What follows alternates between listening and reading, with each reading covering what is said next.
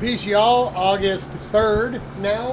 I think this is part 5 or so. We're on to fitting up the pods with the Nerf bars. We started cutting and notching tubing.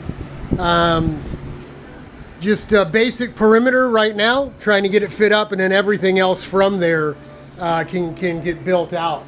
Don't know if you're going to be able to see inside of there because I don't have a flashlight out here. Or do I? Hang on. Maybe I do. Hey, look at that.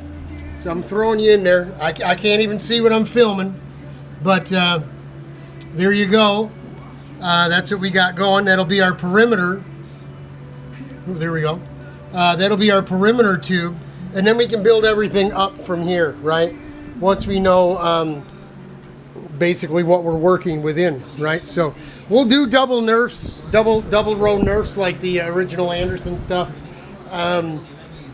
Piece of cake, won't be too tough to do. So there you go. What we had to do work on was we put the nose on the floor, and like I was mentioned in that last video, in its relaxed position, just sitting there with no stress, no distortion to it being pushed or forced into a certain shape.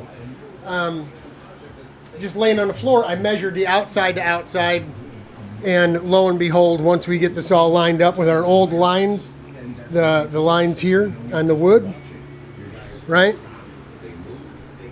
Here, we actually put a straight edge on here and marked those for fore and aft, because that, again, is most important. We've got a little more cutting to do up in front here yet, but we're not really worried about that. I did go ahead and relieve this side here. Didn't really seem to need it. Once you cut it out, the thing just sits differently. So we'll go ahead and cut. No big deal. I think the carbon body work on the old JR Osborne car, it was actually cut straight down. It wasn't cut like this at all. And I've showed you, I don't know, maybe I didn't show you. Right now, this thing is set up with the front end exactly straight, so I don't want to turn the wheel. But when you turn the wheel, right now, even with that cut out, it still touches. It turns quite a bit, but it still touches. So we'll have to see what John wants us to do. Does he want it to turn lock-de-lock?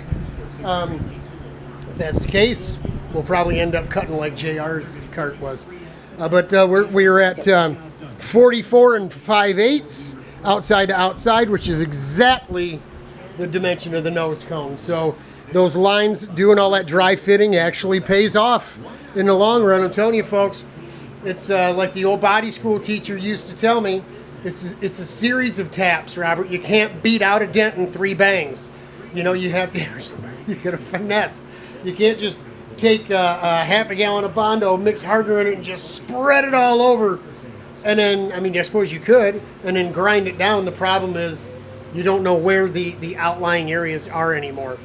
And the undented or outlying areas on sheet metal is what you use as a guide, a profile guide, to actually sand or form Bondo.